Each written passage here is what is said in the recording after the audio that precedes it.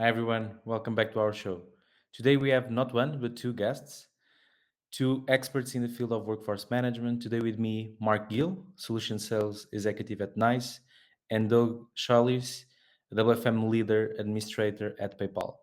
Together, we will explore a pivotal role of WFM integrations throughout the multiple systems. We'll go to understand how important it is to seamless create connectivity and drive operational efficiency. Join us as we go deep on how to maximize your WFM tech stack. Let's go. Mark, Doug, welcome to the show. How are you guys doing?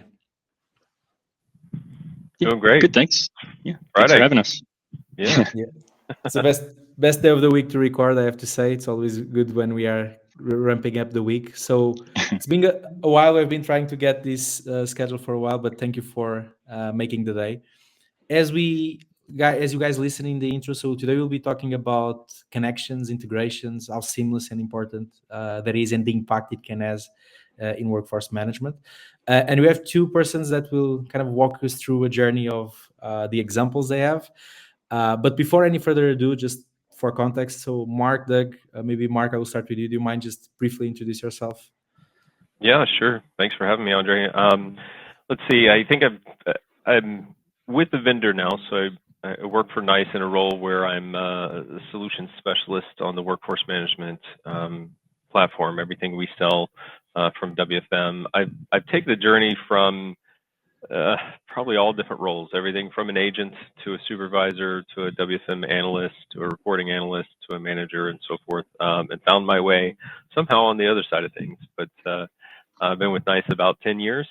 I get to talk to people all over the country and all different levels of workforce management, from really experienced and then to just getting started.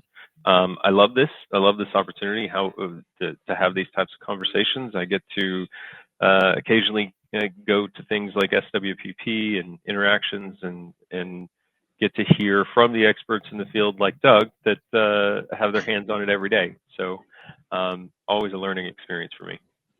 Thanks for having me. Thanks, Mark. Doug, do you wanna give a bit of yourself? Yeah, sure. I currently work for PayPal. I've been with PayPal about 12 years, and prior to PayPal, in other WFM roles as well. Over my WFM tenure, of like Mark held just about every WFM job there is. Right, I've spent time in real-time management, scheduling, forecasting. The last several years at PayPal, my role here is in workforce administration. Right, so as you know, we're on here with Mark. We use NICE for our WFM tool. So my team administers the tool, and obviously, like we're here to talk about, right? One of the aspects of administering the tool is the integrations that we manage, right? The data in and out of NICE. That's something I'm pretty passionate about, right? Building these in a way that it help everybody and hopefully seamless for our customers. Yeah, so likewise, I'm glad to be here talking about it, and I appreciate you having me on.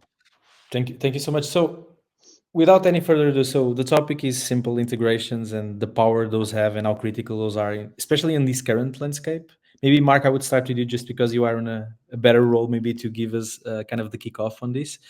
Do you mind explaining like what your view is on that concept of integrations and how important those are in the modern day? Sure.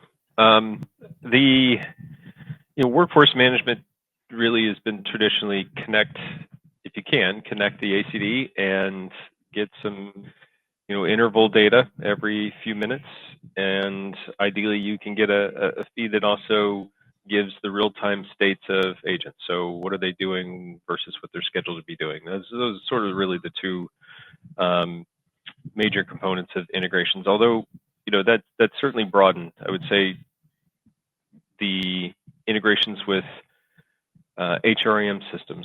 So more and more important to have a tighter connectivity with whatever the company's using for their HR or payroll systems to track balances and accruals and so forth. But beyond that, and I've had the pleasure to listen to a few of your podcasts in the past with some great um,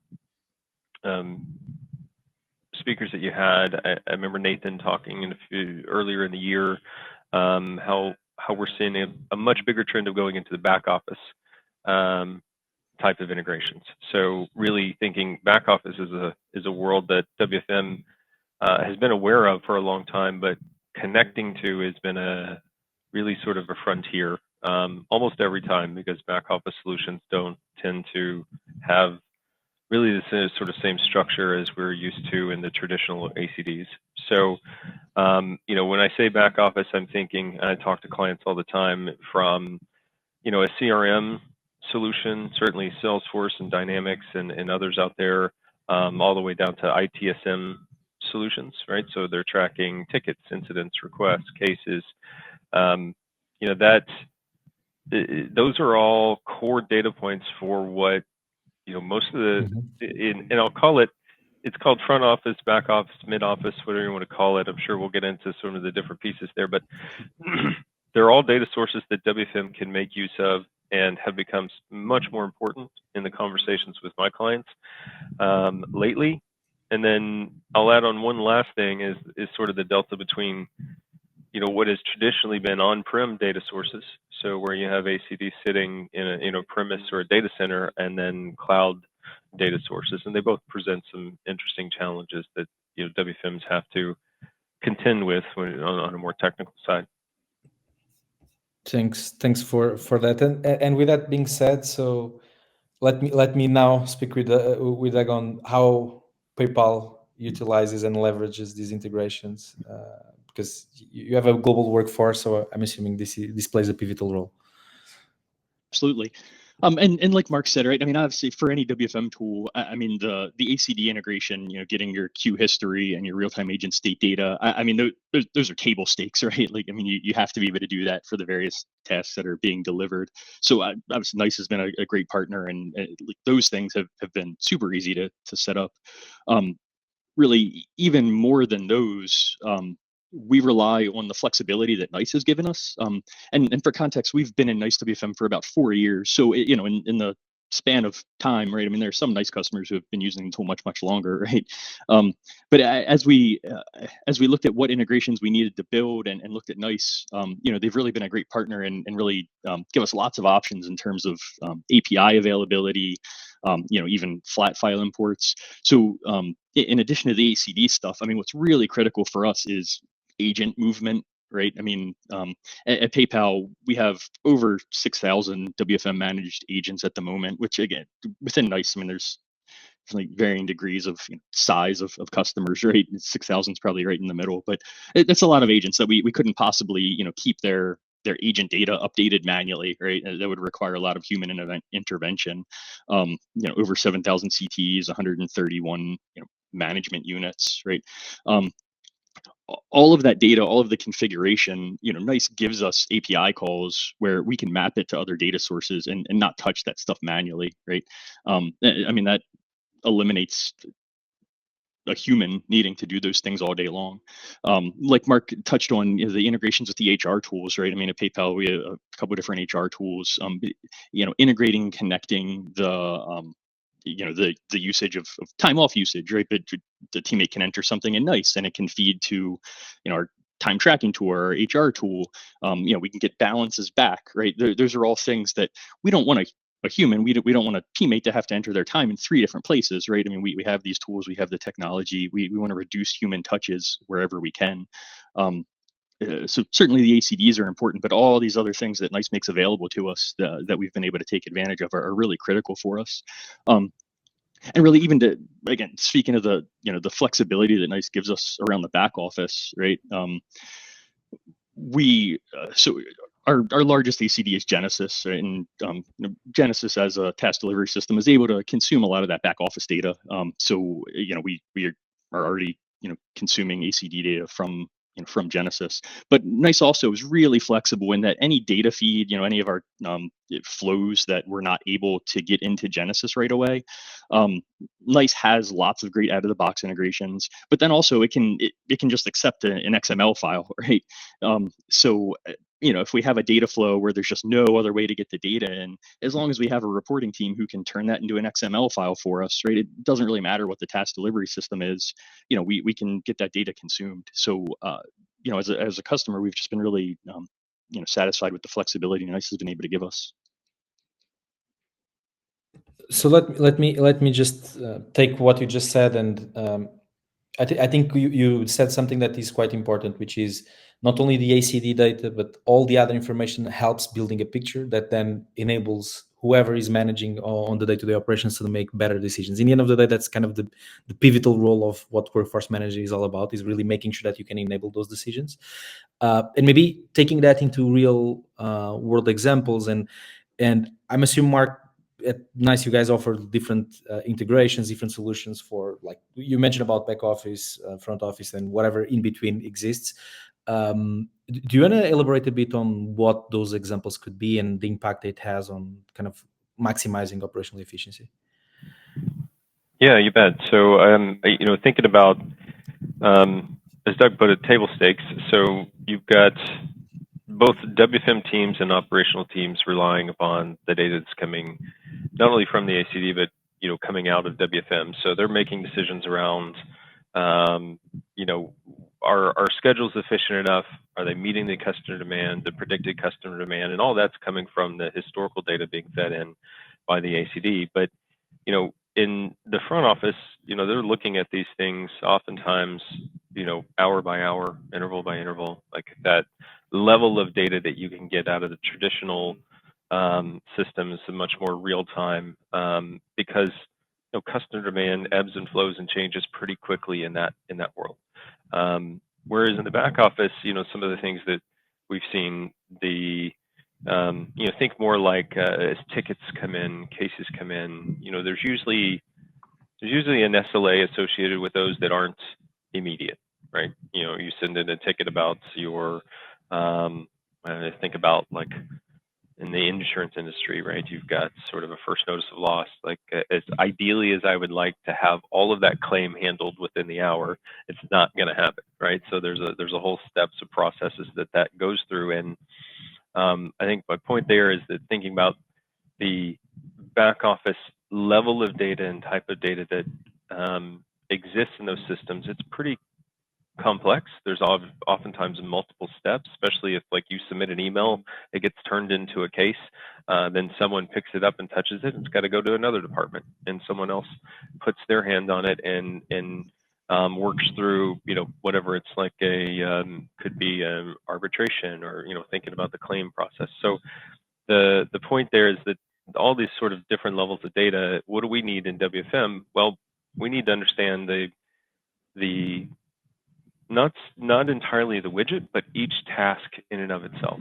So, we need that level of data that lets us know how much effort was put into that part of the work.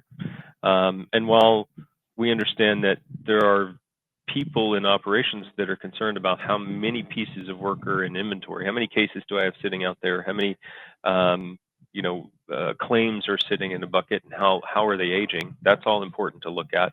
But when it comes to putting my staff there to handle those, and there's an SLA that says turnaround time on this step of this claim is 2 days, or is 48 hours, then the WFM system's got to be able to create a scenario where it understands, hey, how many people do I have skilled to deal with that over the next 48 hours? Because it doesn't make sense for me to staff that many people the moment it comes in. I've got people working from 8 to 5 or from 9 to 6 or more on Tuesdays than I do on Wednesdays. And so with that sort of balancing act of what is the reality of my schedules versus the turnaround time I need to get these cases and tickets and so forth out, you've got a need for the level of data coming out of the back office system is as granular as possible, and then a need for the WFM system to step that out over that, let's call it that array of time, so that we know how many resources we need, what do we need to move around, where we might suffer an SLA, and so forth. So let me picture that into kind of like, and back to PayPal to a certain extent. So is there kind of like an example you could give on some of the challenges that you had before, like how kind of the successes you have after using certain integrations? Is there a specific example you could share? Yeah, I mean, on the PayPal side, I mean, just to, I guess, piggyback on what Mark talked about, really around the difference of the back office work versus front office, right? I mean, we certainly have those. I don't want to say challenges, right? I mean, there's things we work through. I mean, it's just differences in the work. But certainly, I mean, we have queues that we plan for where the SLA is going to be multiple hours versus like a phone call or a live chat that's more immediate. Um, so depending on the group of teammates handling that work, I mean, that's always a balancing act, right? I mean, we some of our front office teammates are handling phone calls, but also handling asynchronous chat, right? Which is, I mean, sort of borderline back office, right? It's not really back office; it's front office work, but it's still one of those longer SLA task types. So there. Um, with the current tool set out there, I mean, that's one thing that customers have to deal with, right? Like you're blending an agent who's handling some work that needs to be handled right now, and also some work where the SLA is in hours, right? So yes, although there's work sitting there in queue, like maybe we don't need to get to it right away, and maybe it can sit there for a bit until there's a lull in phone volume or overstaffing in the middle of the day. So that's where NICE, is, to Mark's point, constantly thinking about those things. They've just recently in WebStation released a new module that sort of better illustrates. We can set custom um, time thresholds to view those deferred work types, right? Because maybe I don't care what the requirement for asynchronous chat is for a 30-minute interval. If our SLA on a particular queue is 3 hours, right? Maybe I just care about that 3-hour window. So I'd say in that regard, that again, to Mark's point, those are things NICE is working on, and we're along for the ride and constantly trying to figure out the best way to do things. In turn, so I wouldn't say that for PayPal, I wouldn't even call those particularly challenges, right? I mean, those are things that we work through, as everyone else is working through them as the industry changes, right? When I think about more challenges of as we've built new integrations.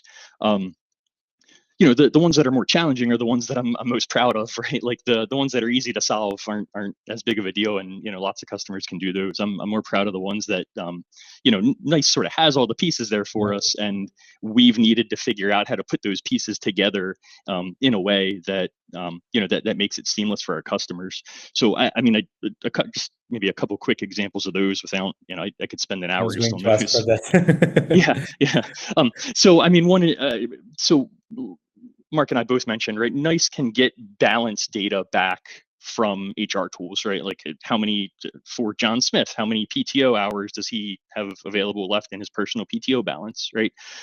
So yeah, there's an API call. NICE gives you it's out of the box, essentially nice and easy to use to import that balance, right? But depending on what your company's accrual policies are, right? Just importing the balance as it sits from your HR system today might not actually meet your needs, right? And actually for PayPal, it doesn't. So we had to make some adjustments to the process, right? So I won't get too technical there, right? But we couldn't just import the flat balance, and we actually had to involve several teams to make this work, right? So we needed our HR teams, and really the story of our successes here is really the story of our great support teams who make this stuff happen. So our HR team has to send us the balance, right? So we get the balance each day, from our HR tool. Then a second team, our internal BI data team, needs to pick that balance up and first of all, join it on the NICE data, right? Because when they go to import it, it needs to be in the format that NICE needs. It needs the NICE agent ID. It needs their time off group, right? That's all information that HR is not going to have, right? So HR just can't send it to us and we import it. We have to do a pretty good degree of transformation. But then where I think where this was most tricky for us, and I think where I've seen other customers get hung up, is if we just import the balance as it sits today, NICE would subtract try to explain this in a way that makes sense to everybody even if they don't use NICE, right? So NICE subtracts any time they've already taken for the year from their time off rule for that year, right? So if we're importing current balance every single day today, that out of the box, that would make it look like teammates are negative, right? So the tricky part there was in addition to all the other data I just talked about, we also needed to pull down everybody's schedule for year to date every single day when we're reconciling this balance and say, all right, how much, we know what their balance is as of today, but how much time have they already taken, and we credit that much back. Right. So again, this is where it's involved a couple teams to make that work, and that's why it wasn't the easiest thing to do, right? Like the API call is sitting there, anybody could just do the call, but figuring out the flow of, all right, how do we do the math and make these things work together based on our policy? That's where the challenge comes in. And again, our great support teams, we've been able to work through those things. It's been multiple years now. The thing runs smoothly. We don't have to touch it. So to me, I mean, that's an example of a good process, right? Like working through with our support teams to figure out how to do it, and then it just continues to run successfully. And just maybe picking up on a few things you just said, I think one of the conversations I had in the past about this is not only leveraging whatever your immediate softwares and the main tools you use leverage, but sometimes there are levels of integrations which is simple transformations you can do on offline processes or tools that you can try to feed that back into a framework to leverage your tools. Like this happens a lot on back office work when sometimes you feel like you don't have enough inputs, but if with certain transformations you can adapt things to a point that makes more sense. But it's really getting to know what your problem is, where you want to go, and then how can you leverage existing tools more than trying to reinvent the wheel. It's very easy to fall back onto, let me try to do a workaround, and then you get in that loop that you don't fix the problem, and that becomes kind of like a bit of a risk on the long run. Mark, anything you want to add before we move along to kind of like more future?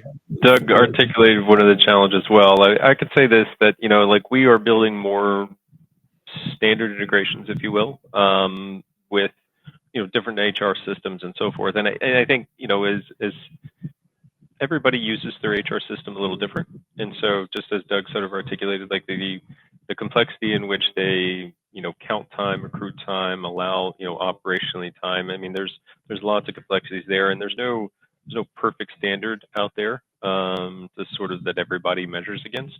But I think in general, right, the availability of more public APIs, both in our own solution, but also in the vendors out there, is making the ability to exchange data much easier. To Doug's earliest point, which is like take more of the human intervention challenges out of it, that you've got to build things complexly and do the transformation a lot.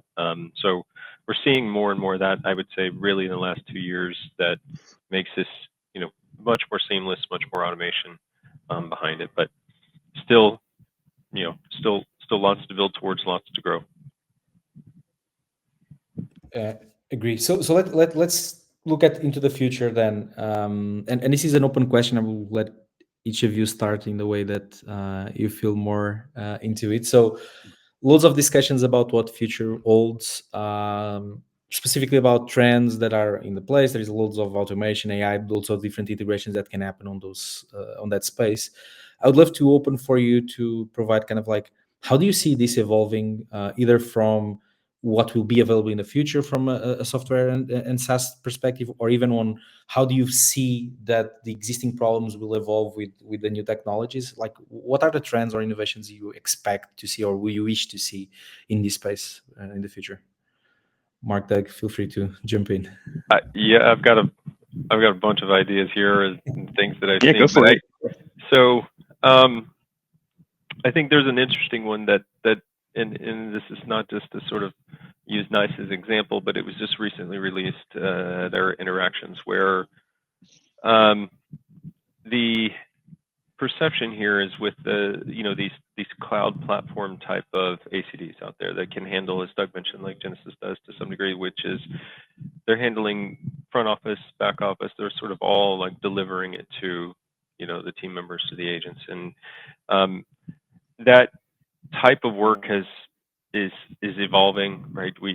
I've heard on your past guests talk a lot about the digital frontier and what's happening there. But here's what I thought was new, that was interesting, which is that this sort of agent of the future was more of an orchestrator than an agent, where they're like looking at a dashboard of lots of different, you can call it bots, you can call it chatbots, but they're looking at customer interactions that are happening on their dashboard, and they're only intervening when they're called in to intervene, rather than just sort of taking one queue after another. And I don't know how far that is in the future. I've seen some reality displayed in at least this presentation, but you can imagine that's a whole different paradigm, right? Because the more and more AI, I guess, the better it gets in being able to interface with clients and customers. The more it changes the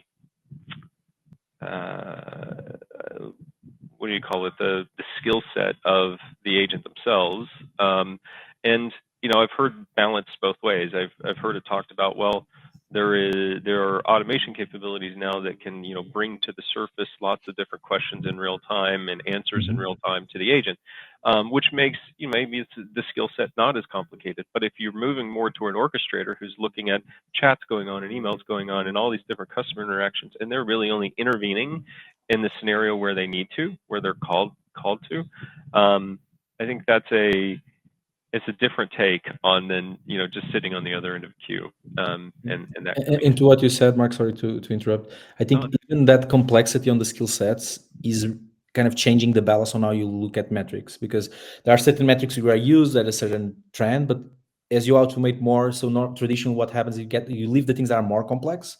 Those have different metrics, different efforts, and though that can open the door to changing metrics, reassessing what's your norm, like how do you define your benchmarks, because I'm assuming that will happen anyway as things getting different, and we need to adapt for those new things. Well, that's actually right on my other idea. Like if we're working along the lines of what we are right now, so let's take the orchestrator thing and set it aside a little bit, right? Let's talk about this omni-channel type of world. This conversation has already come up a few times that I've heard in the industry, but there are things like cognitive load, like we talk about concurrency, so handling multiple chats or different tickets and things at once. At what point does it become a diminishing returns? But how do you measure that? I mean, you might have the lever to pull in WFM, right? You might be able to say Doug can do 5 chats at a time and Mark can do 2, but what tells you that? Like, what informs you that our measure of success when we handle more goes down? Well, there's other things, right? So you talk about integrations level, starting to pull in things like, well, is there a correlative quality score during this time? Is there anything related to an NPS score or customer journey? That I see the frontier allowing for the interrelationship of some of the other WFO broader capabilities coming more directly into WFM in this space. So to your point, Andre, which is there are different KPIs to measure here. Like, what is the effectiveness of my staff when they do, this many chats at a time? Because if I'm trying to ramp that up or get more capacity out of them, what am I going to suffer from? Is my quality going to go down? Is my burnout? Is my fatigue rate? And all those things are things to consider. And I know, Mark, as as nice as the vendor, I mean, obviously, like you said, those are things that you guys are thinking about. I mean, I'll say on the PayPal side, just as a customer, in the last year, I mean, the rate of expansion of the AI tools has been pretty prolific, right? I mean, we're seeing some of that stuff already. I mean, the workload shifting around, as chatbots are able to handle more of the easier questions, and we see chat volume going down, and we're able to give tooltips to teammates, and that brings AHT down and stuff, right? Like Andre said, we're able to repurpose teammates to do different types of work that maybe is not just the regular inbound task delivery that we would have done in the past. So PayPal in particular, we're taking an opportunity to bridge the gap some between back office and front office, right? Like some of these things where the two groups, risk and front office CS might have not bridged some of those gaps before, right? How can we do that and have a group of teammates who can dig deeper into a case and maybe handle it end to end, right? And that leads to them maybe doing more outbound work than they've done in the past, right? And so the again, I hesitate to say challenge, right? Because it's just keeping up with the rate of change, right? I mean, that's what we do, but it's all right. What's the right way to track that time, right? We can track it as aux codes in our ACD pretty easily, right? If they're doing outbound calls, do we want to get that loaded into a dialer and track it that way? Is it cases in Salesforce that get fed to Genesis or something like that, right? So, as the rate of change, is happening pretty quickly, just keeping up with those things. But yeah, I mean, we're certainly seeing that already.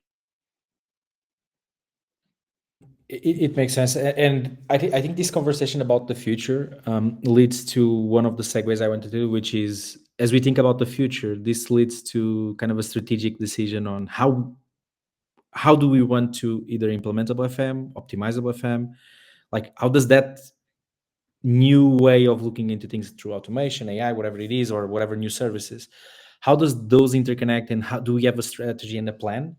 And the other piece, which sometimes is forgotten, and Mark, maybe to you this question, is risk. So sometimes we're not that good on mitigating those risks or anticipating those risks to a certain extent before deploying those solutions or before trying to bring more integrations, because to a certain extent you are buying your legacy. So as you keep evolving, you get more stack, you get more technology to manage, and like maybe this is familiar to you, is like you need to be prepared for what the admin side of it looks like, and make sure that you have the right kind of like structure, the right people on board, and risk sometimes I feel like forgotten. So I would love to kind of get that segue into the future to how do we plan, and what's the risk that we should look at when we think about these integrations, either in the future or just starting now. What insights would you have, maybe from starting with you, Doug, on PayPal? Like when you started this journey, how did you look at the strategic plan and kind of the risk assessments in case things were not going as expected? And what are your thoughts into this realm of being prepared? Yeah. So I mean, just so maybe AI aside, right? Because I mean, that's moving so fast, and that's another but big one, right? Yeah, right. Integrations in general, right? I mean, risk is certainly something we need to consider, right? So when we're building any process, um, we have to think about like what are the failure points, right? What's the likelihood that something is going to fail? Um, so the odds of it failing, right? What's the impact if it does fail, right? Is it low? And if it's low, then maybe it's something we can just alert on, right? Maybe it's not a big deal. If it's something that's higher, then it's more important that we build in fail safes, right? Like payroll data, sending time off usage from WFM to a time tracking tool. I mean, that's pretty critical, right? If that goes down, we need lots of alerting in place, right? Somebody needs to know right away. And then technology aside, in terms of process, we need clear owners, right? If this goes down, how are they going to be alerted? And how are they going to engage? How quickly can they resolve this, right? And knock on wood, again, things we've built are pretty stable, and that's generally not an issue that we have. But again, it's important to outline that end to end. Think about your risks and likelihood of failure, and who the owners are going to be when it does fail. And Mark, what about you? Like, how common is it for, let's say, from a future client that approaches NICE in this case, they have a strategic plan of what they want to do, but how much do they look into risks and opportunities, and like really openly speak with you guys about like managing those as they go along? It's a Tough question. I see a lot of clients that have what's the right way to put it? I think they're emboldened by what they hear in the market, like what is the topic du jour, what is out there. So there's a lot of co-pilots and autopilots and auto summaries and a lot of things that are happening in the market that are really speaking to both business benefit, employee benefit. But I think there's always the measured approach to too much all at once. There's only certain types of companies, I think, that can absorb that much change, both to an agent and to a business. So they, first thing is, you may want to see everything, but have a clear understanding, or at least an idea of how do you want to bite off each of these pieces, right, to transform your business. In more of a like WFM specific sort of evaluation, I would say that two big things, and this has been a topic, a pretty common topic as you talk about it, like SWPP and things, which is, WFM team sits somewhere in between operations and IT, sometimes in one camp, sometimes in the other.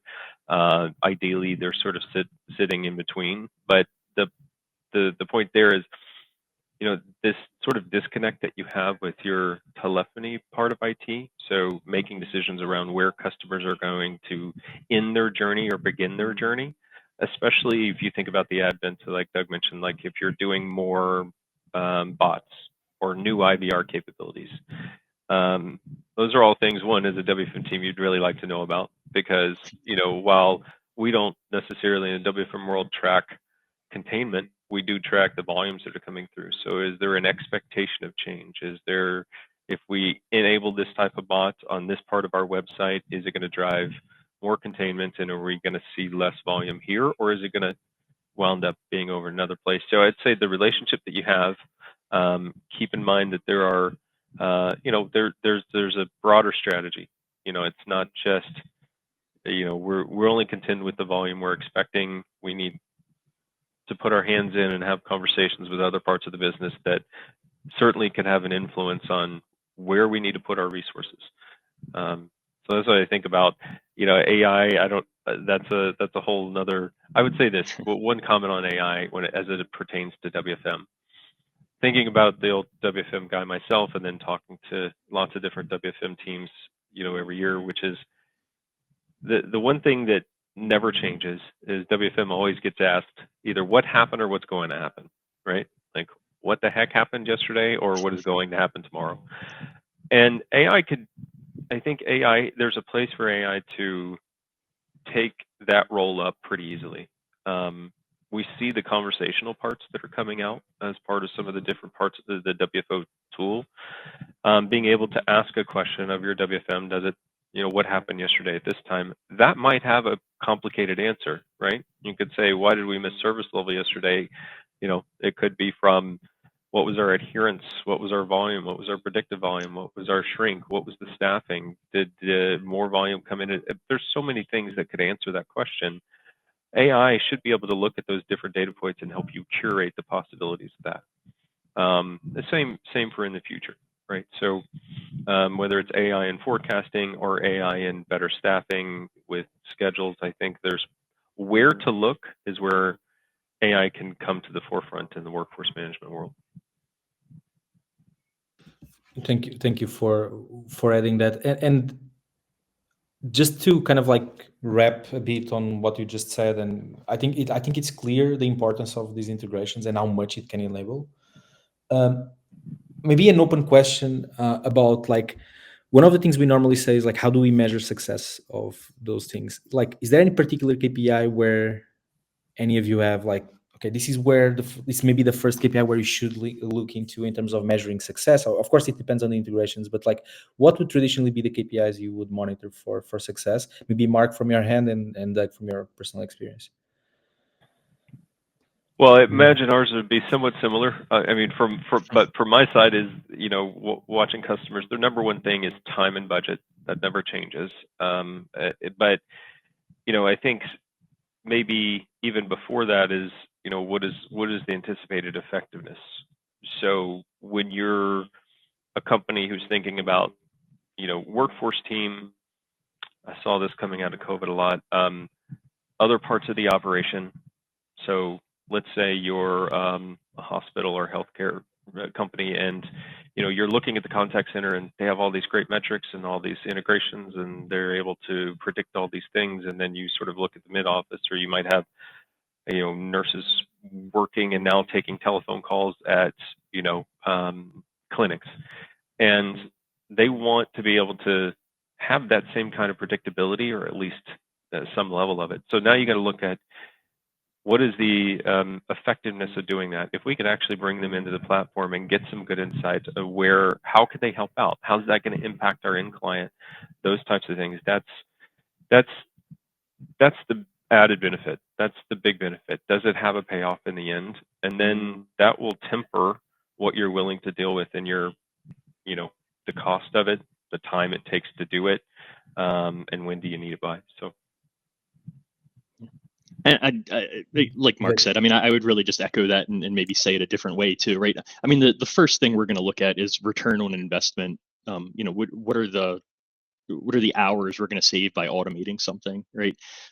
We want to automate the things. We want to free up people to do more value add, more analysis work, right? We don't want analysts to spend time moving data around, right? I mean, that's something that that a bot can do, or that a script can do.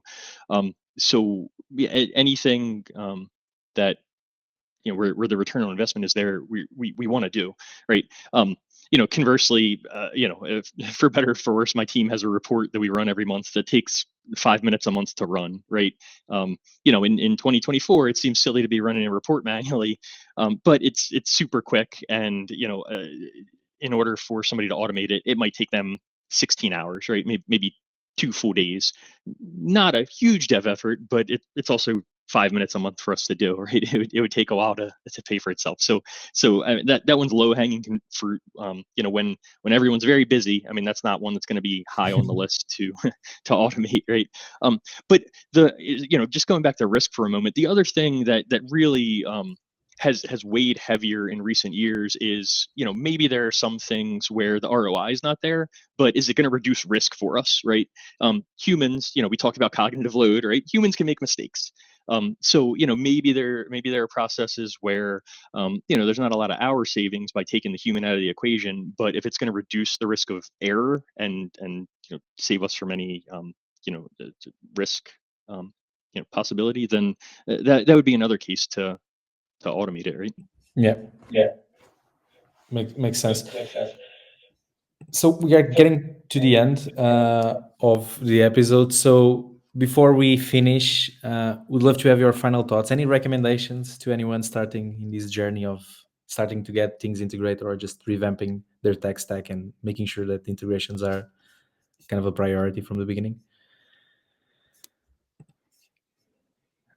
Mark, maybe do you want to start? Sure. I think the last part of this conversation is and I love Doug's example there, as I was trying to articulate, which is like, what is the payoff? I think that we're very data hungry, like our data mindset as in the workforce space. It is what we live on, is what we look at every day. And as you look at doing a new integration, there's certainly some standard and easier ones out there, which are ones that have been around for a time. They're tested, they're proven. There's not as much risk in doing that. But as you think about expanding what you're putting in your WFM, in other words, operationally managing other parts of the business, be it mid office, back office, blended, then the one you've got to look and see is the data there in this other system that you're going to bring into WFM. And to your point earlier, Andre, like maybe there's a significant amount of transformation that has to happen between the two.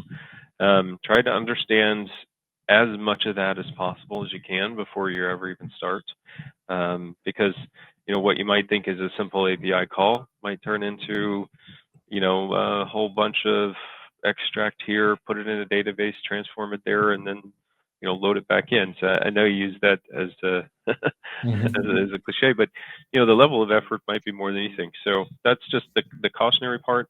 The positive part I'll end on is that the end state of it, though, is that operationally all businesses are trying to be more efficient.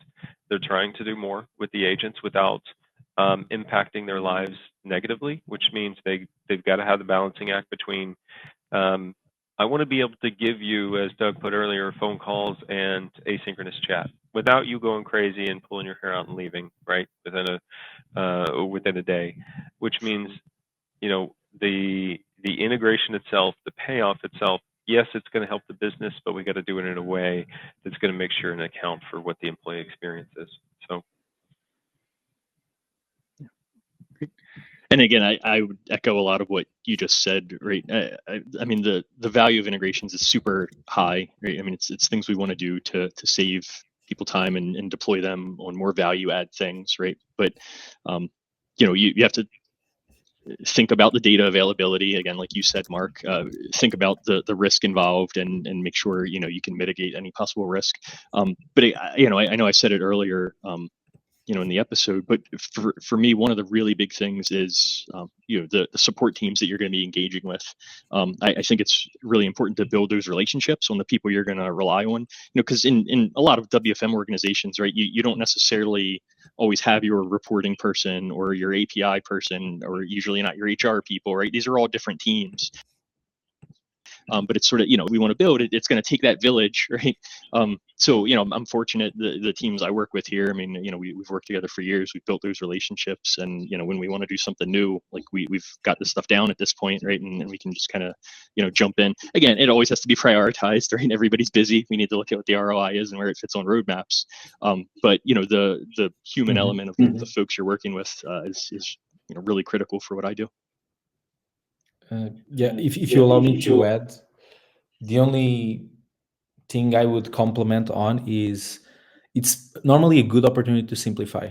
So my point is more like when we are going into this journey for the beginning or changing tech stack, whatever, it's normally best opportunity to simplify processes and maybe look at it from a different perspective.